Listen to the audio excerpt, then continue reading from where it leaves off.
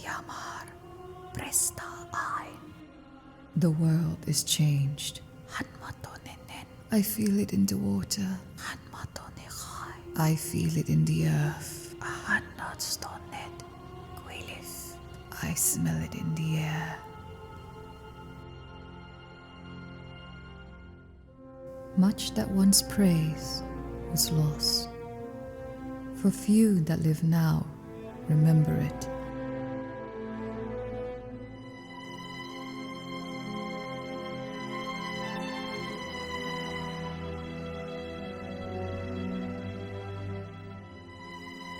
It began with the forging of the Lord of the Ring games. 6 games were given to the PC gamers, oldest and most financially strong of all beings. 8 were given to the portable players, great gamers with wide pockets for their consoles. And 9 games were given to the race of console gamers, who above all else desire Switch ports. But they were all of them deceived, for another game was being made. Deep in the land of Washington, in the fires of Kirkland, the Dark Lord Monolith forged in secret a banger game. And in this game, they poured all their love, dedication, and passion for the series. One game to rule them all.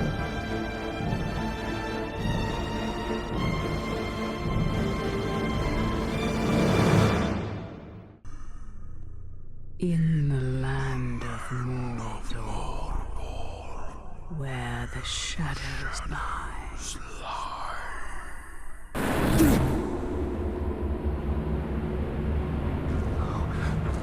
Junge! Der Heil!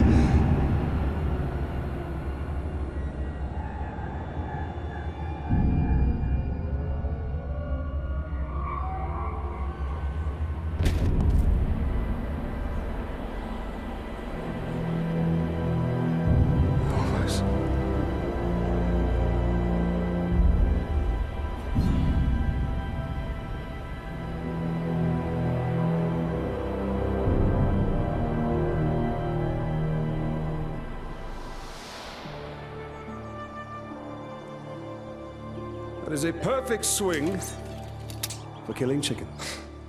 Wouldn't want to hurt you. It'll take a lot more than that.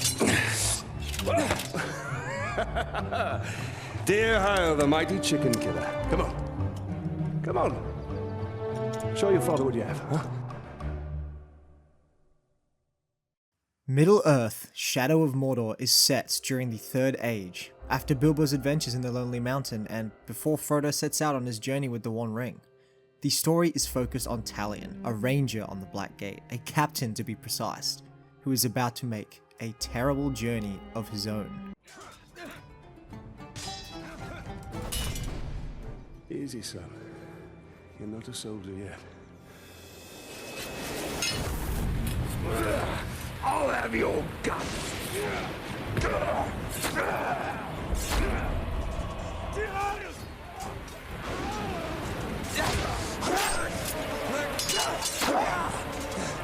I'm all right!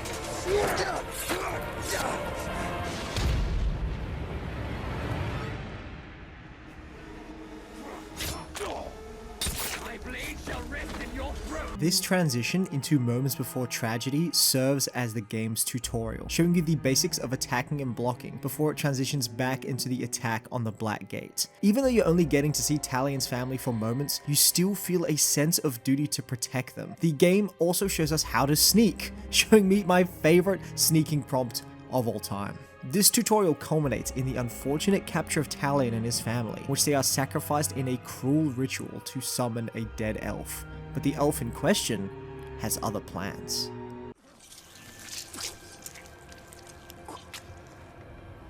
Come back to me, Elf Lord.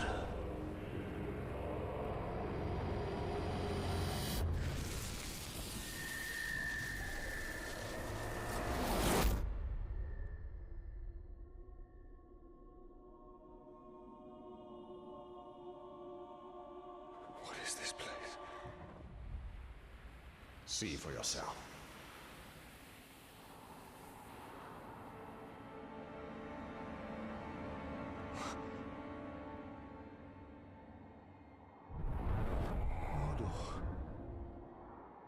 Now, do you believe me, Ranger? What has happened to me? You are banished from death. Cast adrift between the worlds of light and dark. Curse binds us together within the walls of Arda. If what you say is true, then how do we break this curse? We find the one who cast it on us. The Black Hand of Sauron. With Talion banished from death, alongside the elf, the two of them are going to work together. 2 minds, 1 body, as they attempt to break the curse set upon them by the Black Hand of Sauron. This, my friends, is the premise to Shadow of Mordor, and where Talion's journey as a hero really begins.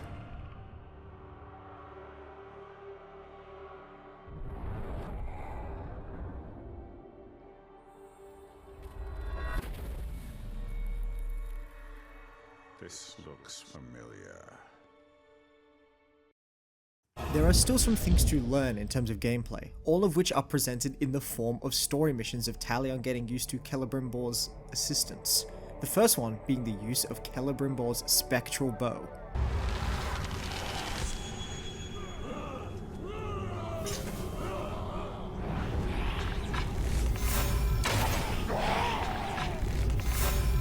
You will suffer for what you've done!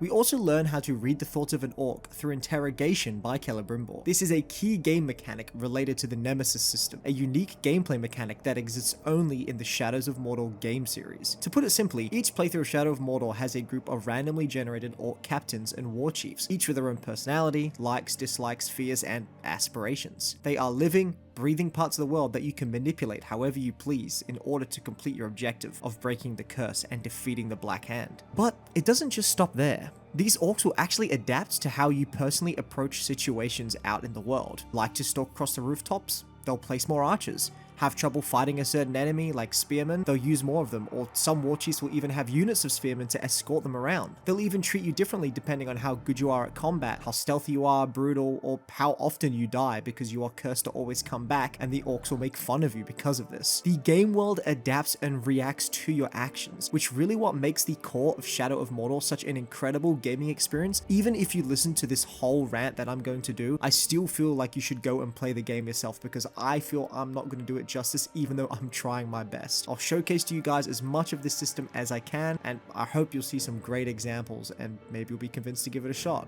Upon tracking down the first slaver, we meet 2 major characters which will have their own individual storylines that add to the world. Hirgon, a deserter of Gondor, and Gollum, a creature corrupted by the ring, who can also see Celebrimbor. From this point on, the game opens up entirely. You're able to tackle whichever story or side missions tickle your fancy. The entire map is immediately available to you. This is about 30 or so minutes into the main game, and you already have free reign to do what you want. That is something I seriously love about Shadow of Mordor, getting that player freedom to figure out the orc hierarchy. You can experiment with situations with all of these captains. Even without having access to your full toolkit, the game lets you just give it a shot. If you're struggling, you can continue the story for some easy EXP boosts and some newer skills, but if you're having fun doing what you want, there's not really a reason to stop you either. You will have to do these story missions at some point, but the fact that you can just approach them whenever you want is awesome. The map itself is really small for an open world game, so you can run across it within a few minutes. This is by no means a bad thing though, as it means you can get all the tower points.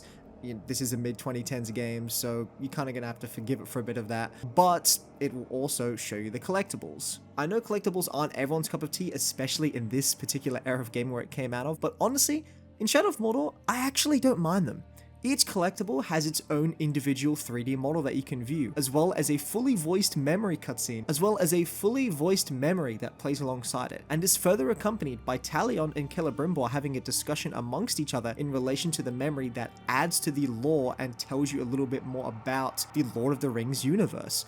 This not only displays a huge love to the lore of the world of Middle-earth, but it also forges those little moments of connection between Talion and Celebrimbor, helping them to see eye to eye and having those little moments of camaraderie that help you get attached to them. Something else I do want to talk about is the loading screen. There is little bits of loading screens that have dialogue of Talion talking to his family or a memory that flashes, even sometimes with Celebrimbor talking about certain things of his life.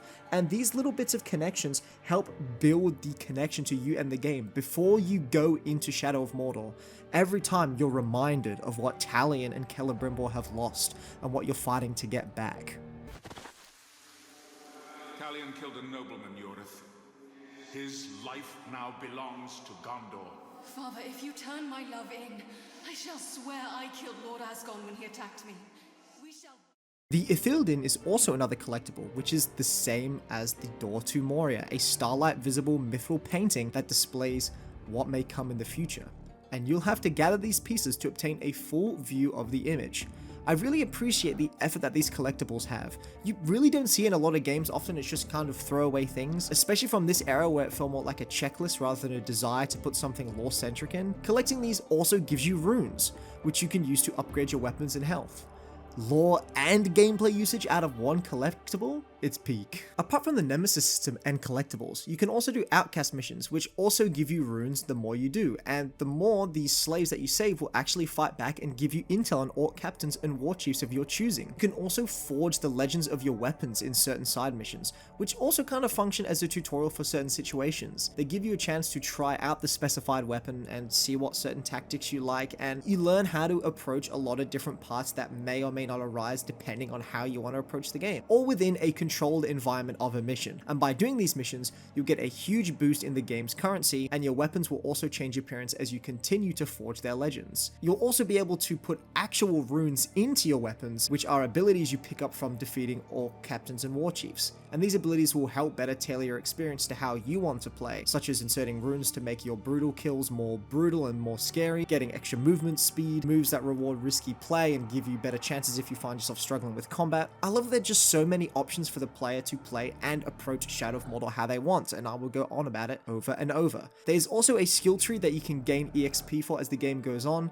and the more orcs you defeat and the more power you gain unlocks the higher tier of abilities. It's quite easy to get everything, but it's more about the journey. So unlocking abilities you think you'll enjoy using first is a priority. Once you've had your fill and want to dive into the meat of the game after unlocking whatever abilities you want, there is some options. For me personally, when I play Shadow of Mordor, I love to dive into the story first and then do the side content as I go. So let's do just that by tackling and talking about the main missions. Let's first discuss Gollum's missions. These missions have you tracking down Gollum, who will lead you to an item that will trigger a recollection of a memory within Celebrimbor, with Talion also witnessing this memory.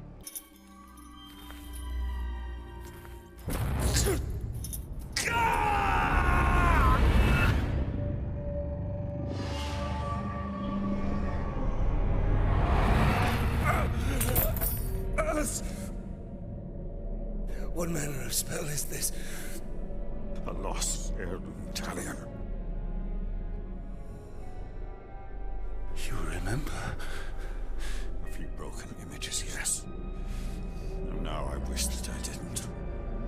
Within these cutscenes, we learn that this elf had a fate similar to Talion after losing his beloved family.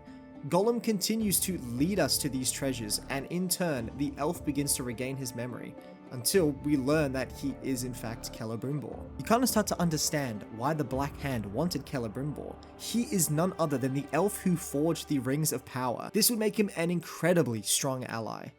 But luckily, he had other plans, wanting to team up with Talion to break the curse instead and set the realm free of Sauron. Knowing that you're teaming up with such a legendary figure from the Lord of the Rings series is such a great idea for a game. Well, of course Shadow of Mordor isn't canon at all. This is such a cool what-if scenario that you can't help but just wish that it was real. It goes to show that a story doesn't need to be canon to be worthy to enjoy. Let's discuss another main story arc focusing on everybody's favorite orc, Ratbag the Coward. This sniveling little guy wants to make his way to Warchief, but doesn't have, well, anything going for him. This is where Talion comes in though. By helping him advance his strength, you'll learn about the orcs and how they function in the Nemesis system. Ratbag's quests are really just a kind of a tutorial of sorts for you to wrap your head around this system, and once you've learned a bit from him, you're once again left to your own devices to how you want to approach taking down the other war chiefs before you go back and help Ratbag with the final one. I personally like to take a direct approach when I play Shadow of Mordor a lot of the time, make myself known to the orcs that a Ranger of Gondor has come for revenge. And I'll normally start out by tracking down information on the war chief, learn who his comrades are. Once I get some intel on those guys, I'll take them out one by one until the war chief has no one under his command, so when I do fight him, the odds are more in my favor. War chiefs are the top of the food chain in the orc world. A lot of them have a lot of resistances to attacks, but by singling them out and getting vital intel, you can approach their missions with exploiting that weakness to your advantage. Or if you want, you can use whatever comes up in the moment. Just improvise or play however you want. Once again, that's the beauty of Shadow of Mordor, approaching every single situation and combat encounter how you want. And that decision ripples through the game, and in turn, the world will treat you based on that. Now, I could sit here and explain to you every single little movement I made to take down all of these orc war chiefs, how I hunted them down, how I used Caragors or terrorized them, but I think explaining all of that is just not going to do this game justice. I think leaving a bit of mystery for you guys to delve into the Nemesis system yourself is the best course of action, because I want you guys to experience this amazing game for yourself as much as you can. What I will talk about though is the last lot of story missions in this area, that being the Resistance missions. These missions are centered around a small group still trapped in Mordor being led by Hirgon, and Talion begins helping them trying to push the orcs out of Mordor. This also serves as another format of tutorial mission, focusing a lot more on the stealth aspect of Shadow of Mordor. You'll learn how to poison grog and approach situations with lots of eyes, once again setting you up to figure out how you want to play the game. It's good to do all of these kinds of story missions all at once because you'll unlock a lot of story-only abilities, which in turn will make you stronger. Then you approach the rest of the game how you want. After discovering Celebrimbor, helping Ratbag climb to the top, and uniting the scattered people within Mordor, one last mission pops up. A mission to dismantle a great statue being built in honor of the Dark Lord. All of our training is built up to this moment where we must approach with caution, then attack the construction site, and destroy the monument.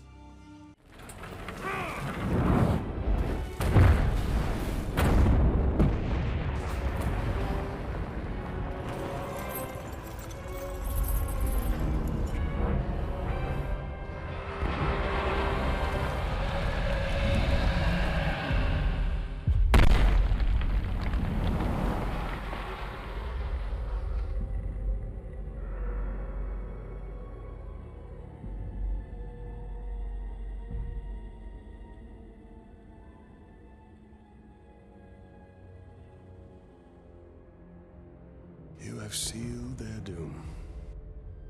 My people believe they have just claimed their freedom. Is that what you told them?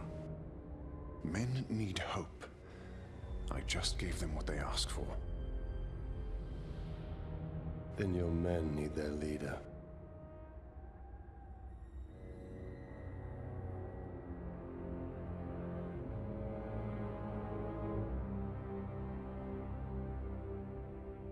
Let's not forget, we still have the Black Captains to defeat, but this act of defiance has brought them out of the crevices, and now it is our time to strike them down. Talion persuades the remainder of the people to flee from Mordor to the Black Gate, while he deals with true evil. And with nothing in his way, Talion goes to confront them. So the local war chiefs did nothing to prevent this sacrilege?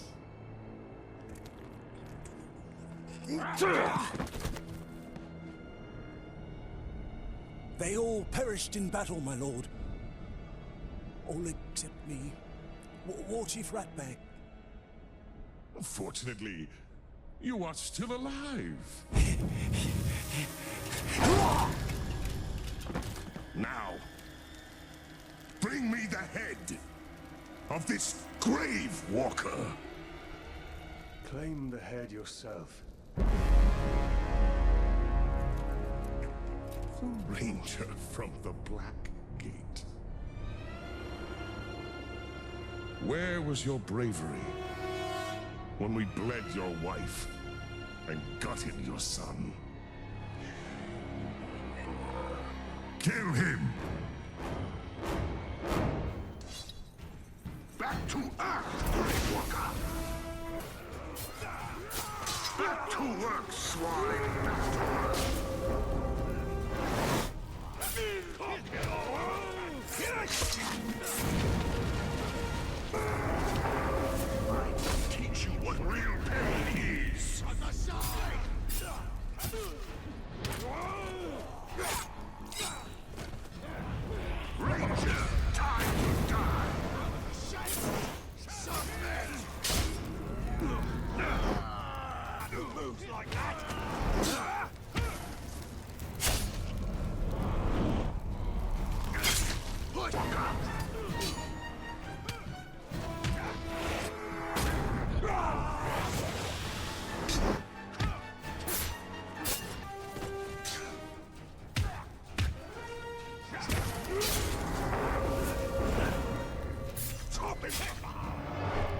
How does your vengeance taste, Talion? Is not the darkness sweet?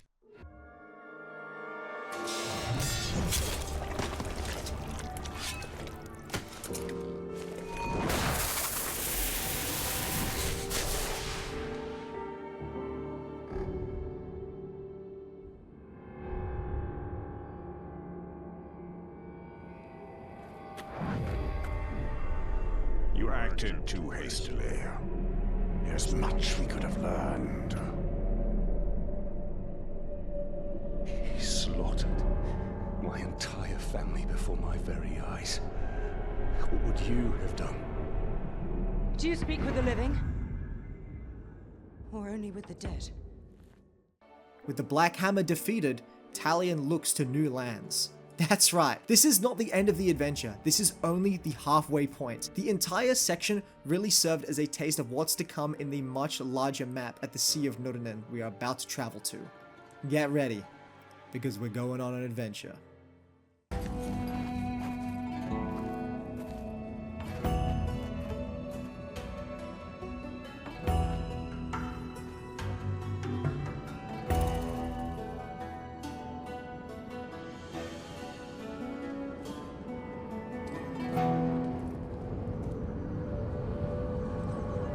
We are here.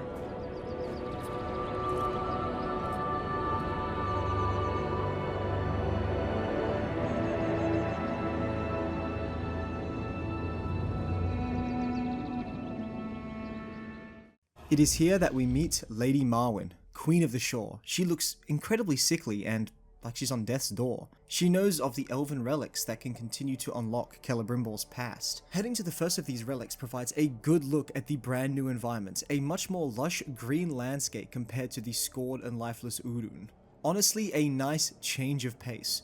But despite the land looking more inviting, it is host to even more deadly creatures. Amid the heart of a ghoul cave, we find a hammer covered in the blood of Celebrimbor's family. These small segments of incredibly detailed CGI showing the forgings of the Rings of Power are such a treat, and I really wish more games would use these kinds of pre-rendered cutscenes nowadays. It just feels like a reward, and I really miss it, honestly. With some sense now back in our minds, we attempt to flee from the ghoul cave and are saved by an unlikely ally, a dwarf by the name of Thorfinn, a master hunter who we'll get to know throughout the journey in these new lands.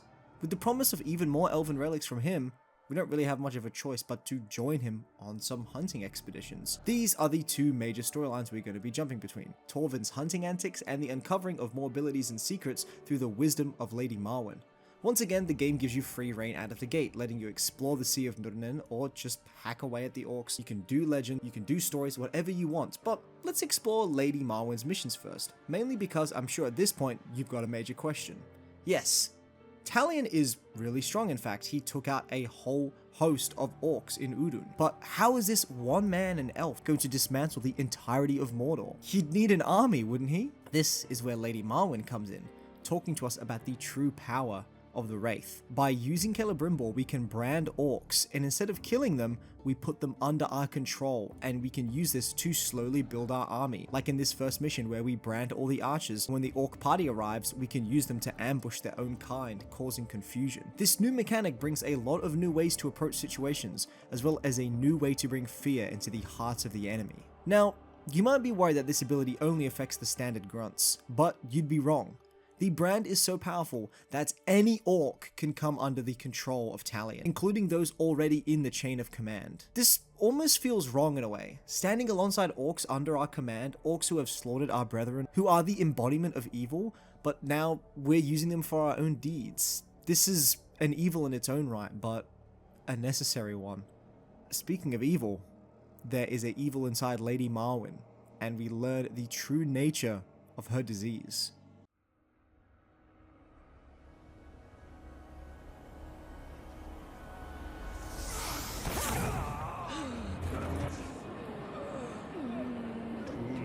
resist me, Celebrimbor? Together we can be invincible. The Dark Lords are still weak. Our army can destroy you. Mother!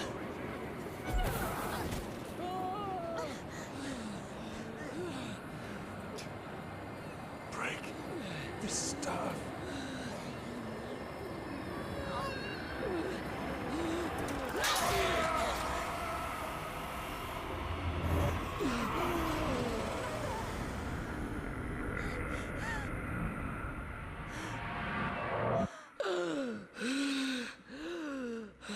Are you all right? I am. I am now that I can finally see you. My child.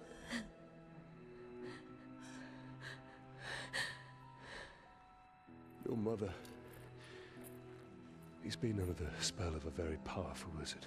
Talion, I am sorry.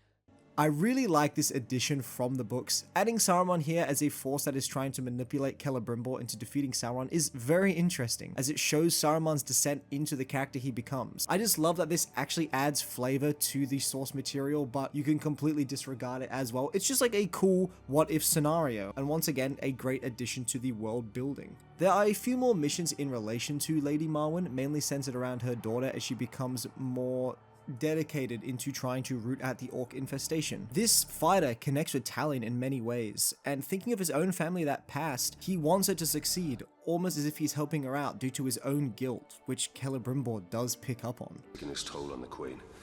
Only in stealth can we clear a path so Lithariel and the men may find the elixir. Emotion fogs your way. Risk without reward is recklessness. This medicine will clear the Queen's mind and lead to answers of your past. Then may truth justify our alliance with these people. I owe you a great thanks. I'm glad to be of assistance. We're lucky to have you. These are not your people, Talion. Remember your wife and son. Well, I mustn't keep you. Yes. Every moment is precious. I love how clinical Celebrimbor is, especially because he's been in the same situation as Talion. He's had hundreds and hundreds of years to mull over what happened to him. The dynamic between these two is some of my favorite storytelling in gaming. And what I really like is how Talion's humanity begins to rub off on Celebrimbor as well. For a bit of a nicer change of pace, Torvin's questlines are an absolute riot. Torvin really helps lighten the mood of this dreary adventure. He's a cocky dwarf with an appetite for the hunt. His speciality? Graugs, a huge hulking creature which shows no mercy, and he wants to hunt the biggest Graug of them all. These missions teach you about mounted combat and how you can use the beasts of the world to your advantage. This once again opens up another avenue of ways to approach situations, as branding these creatures allows them to fight by your side. The first you learn to ride is a Caragor, similar to a Warg. You work your way up with these missions to be able to fight a Graug and mount a Graug eventually. Both of these creatures are very fun to use and provide a great way of moving across the landscape incredibly fast, mainly the Caragor for moving fast. Since the maps are pretty small in the game, it's more of an option rather than a necessity, which is great for, say it with me now, player freedom. With now a lot of the abilities unlocked, it's a good time to try and start gaining some more war chiefs to build your army. Instead of killing them, you're going to be branding them to build the force up so you can actually fight against Sauron. And since you can't really just go killing willy-nilly since you need these orcs under your command, this map makes the approach of your objective very different. And once again, there's so many ways to do it. Do you kill off the orcs and just brand the war chief? Do you pick some lower ranking captains, use power struggles to help them climb their way up the ranks and eventually become war chief, similar to what you did for Ratbag? Do you brand all of the war chief's closest friends and make them turn on him when he least expects it? There is so many great ways to approach each of these individual situations as well. And once again, I feel like I'm not doing the Nemesis system justice by explaining every step I take in order to defeat these orcs and claim my war chief. My experience doing it is going to be so different to yours, and that's what makes Shadow of Mordor so amazing. My method though was to brand as many captains as possible, including the war chief themselves, so I would have the war chief plus all of the bodyguards under his command. In fact, you can literally brand every single orc if you want to, every war chief and captain, and then no orcs will bother you, which is kind of hilarious. But before we build our army, Torvin does have one last mission for us, to confront the great white Graug that he wanted to hunt all along. And the reason for hunting it This Grog was responsible for killing his previous hunting partner, his brother. Once again, revenge is at the heart of another plot point, something that no one in Mordor can seem to escape. We find some treasures in the Graug's cave, including the matching chisel to Celebrimbor's hammer. Then we are thrust into the battle with the White Graug. This is a bit of a random boss battle. It doesn't feel as satisfying to fight compared to the War Chiefs, but hey, it's still a cool, nice change of pace nonetheless.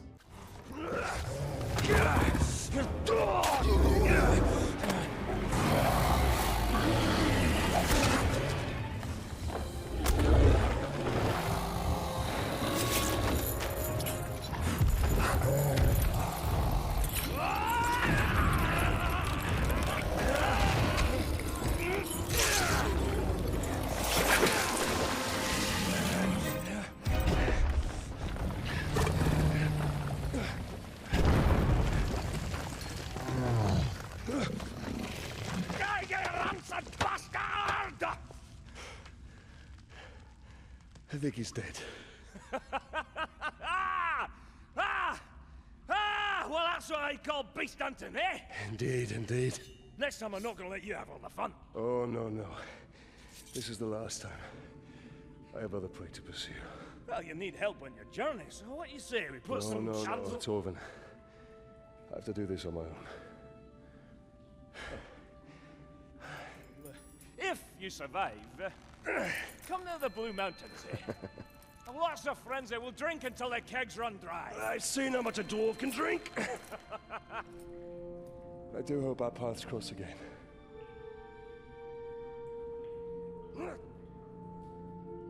Right. Now how do I get you out of here? Now, with the War Chiefs branded, Lady Marwen safe, Torvin satiated, it is time to use our forces to descend upon the Black Hand of Sauron, get our revenge, and earn our peace.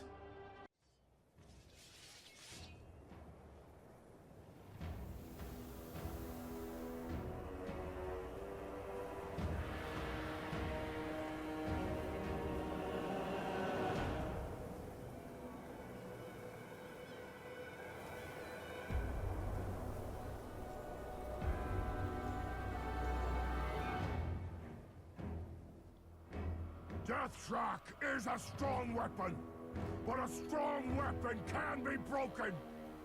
Uruk-hai are the rock that can break the weapon. Death to man! Kill! Drown the air with Uruk cries and the earth with Uruk blood!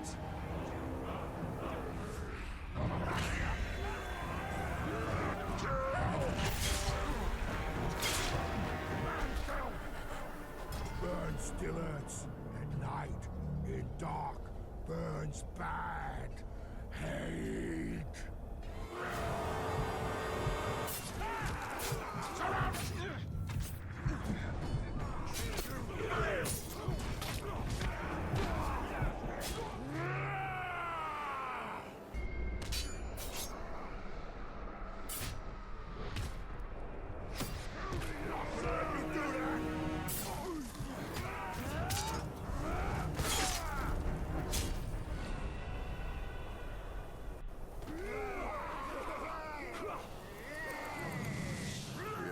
Final reckoning. The fortress of the Black Hand. This is a trap. This silence taunts us. What sorcery is at work here? As we approach the climax of the game, we learn something. Upon talking to the tower, a secret that has been kept is now unleashed. Celebrimbor is your curse. He chose you. Silence! And he can release you at any time.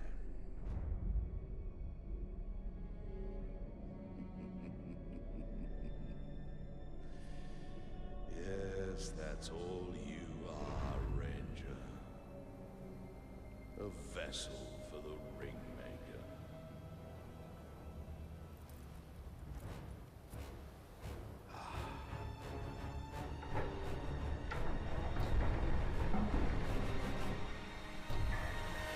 As you wish.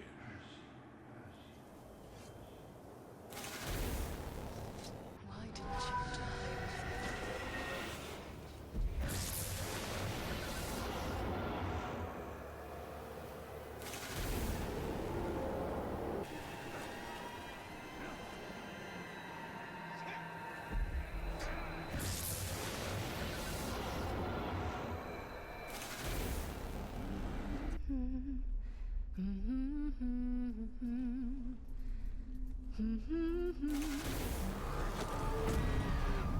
You will never see your family again.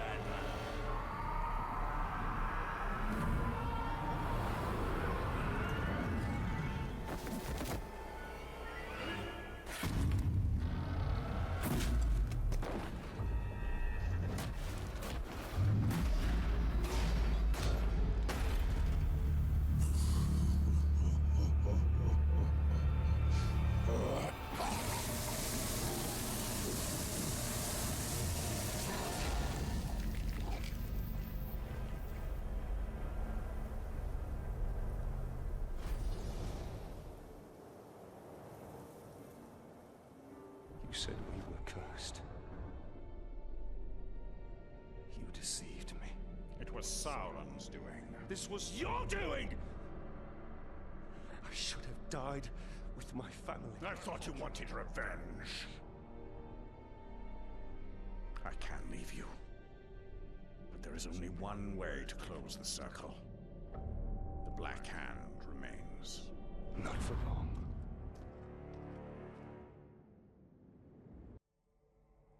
Even though this feels like a betrayal from Celebrimbor, honestly, did he really have much of a choice?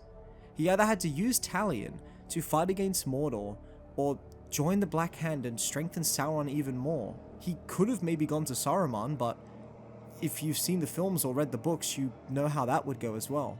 He ultimately had to choose the lesser of two evils. And I feel like in this heart, Talion knows this, which is why he really isn't mad for long. But Celebrimbor does say there is still a way to break them free and give them peace. But before we go on to the real final mission, remember the weapon legends I talked about? There is one where you get to fight in a pit with a bunch of enemies. And I personally think you should always save it to the end of your playthrough. Well, since we're at the end of the playthrough, there's no time like the present to show off the true power of Talion, the Shadow of Mordor.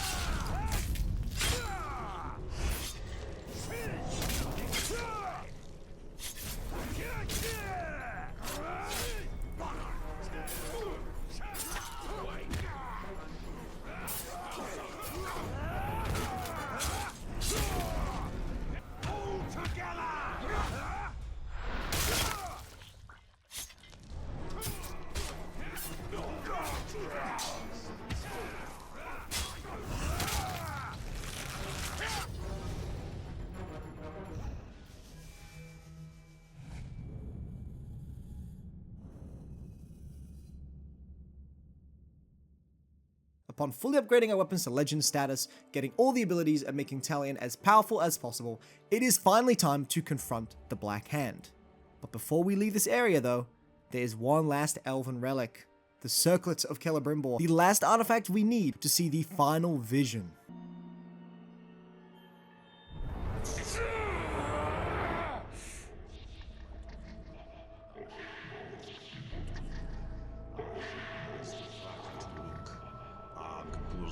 Ishi Krimpatul.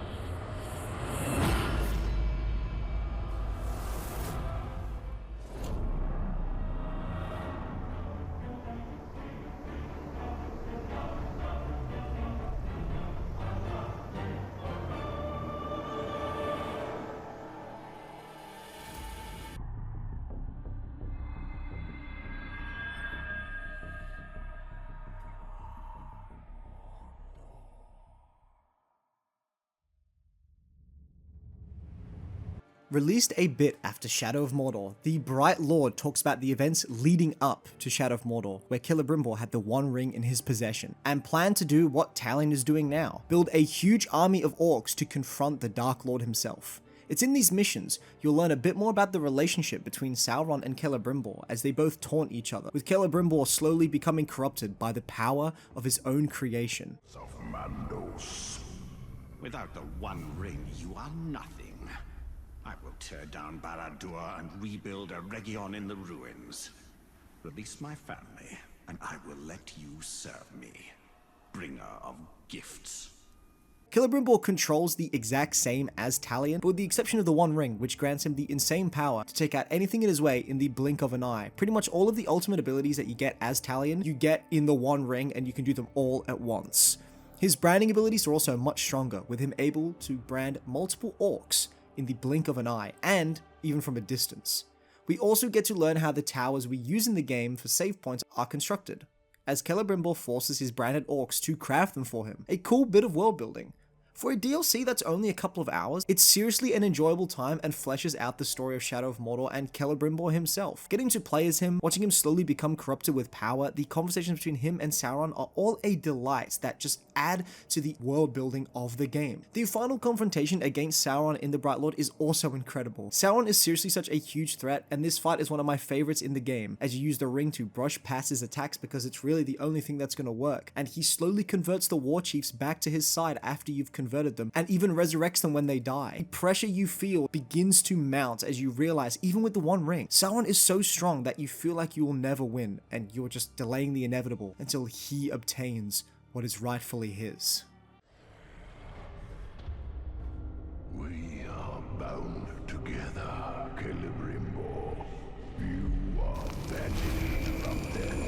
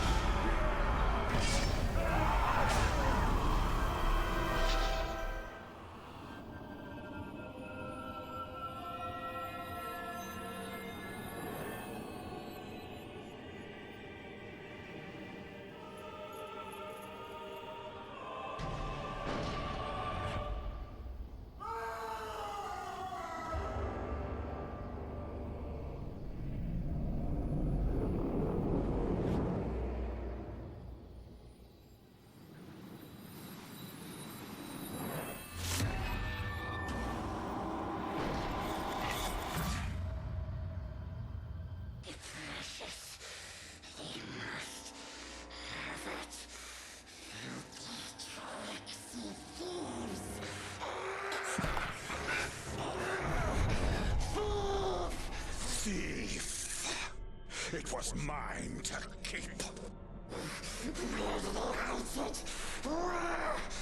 Be gone.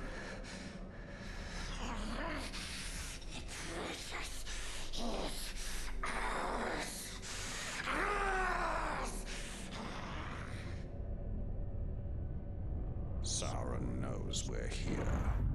Let's not keep him waiting.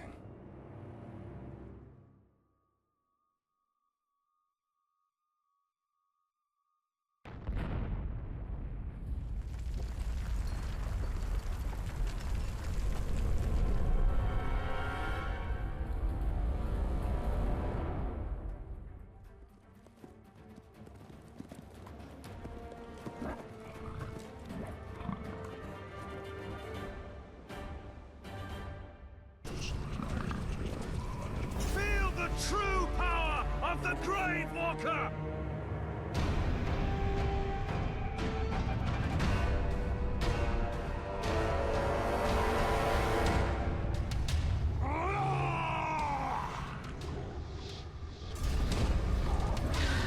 Deathwalker!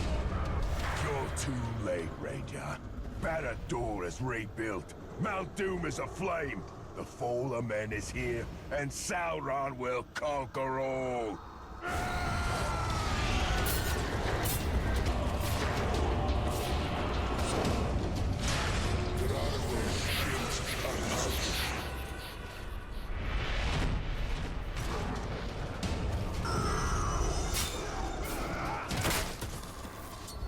I should have run when the battle turned.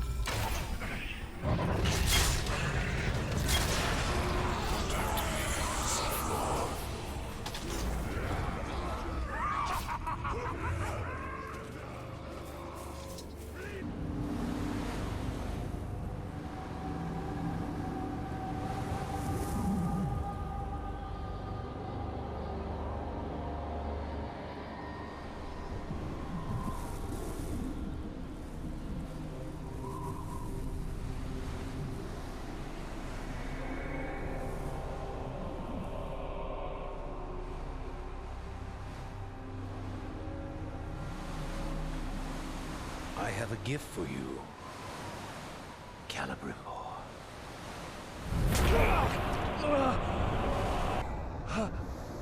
The Dark Lord gave you a second chance to stand by his side. Now I give you no choice. We shall be sealed together in death. So be it.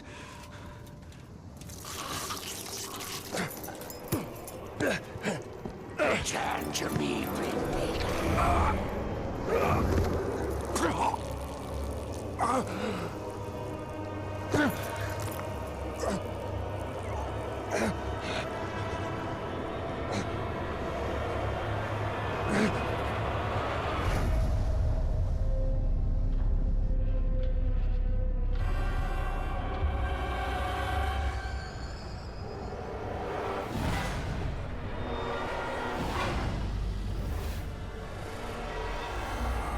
Strike now, Talion! I cannot hold it for much longer!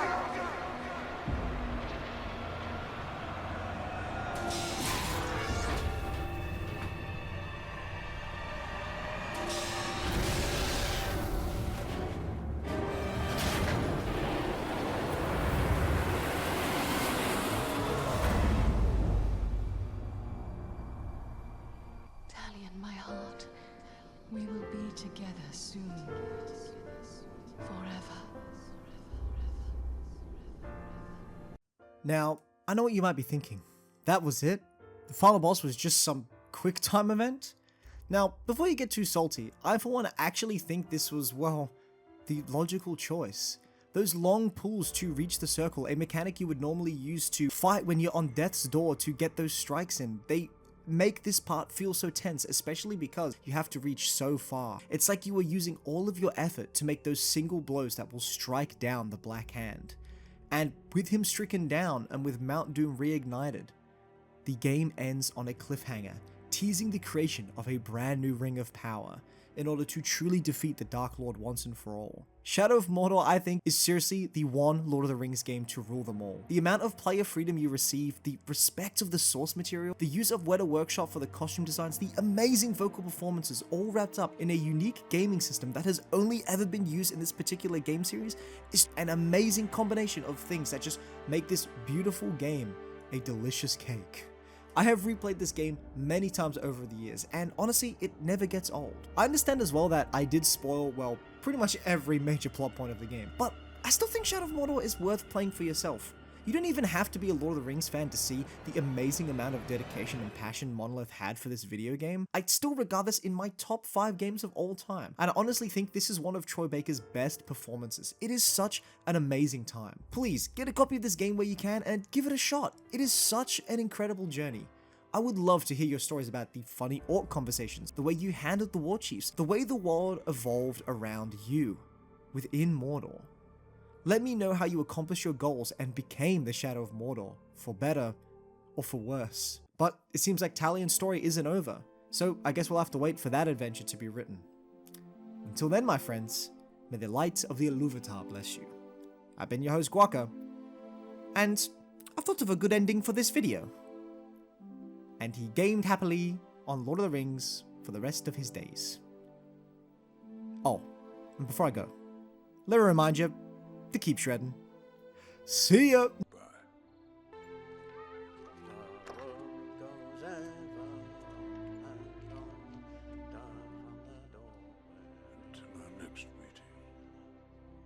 Is dead. The Hither Shore is calling us.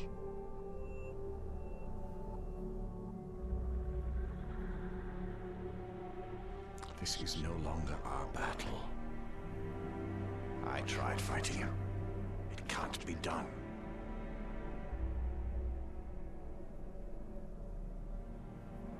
Could you really rest for all of eternity, knowing that you had the chance to stop him, but did nothing?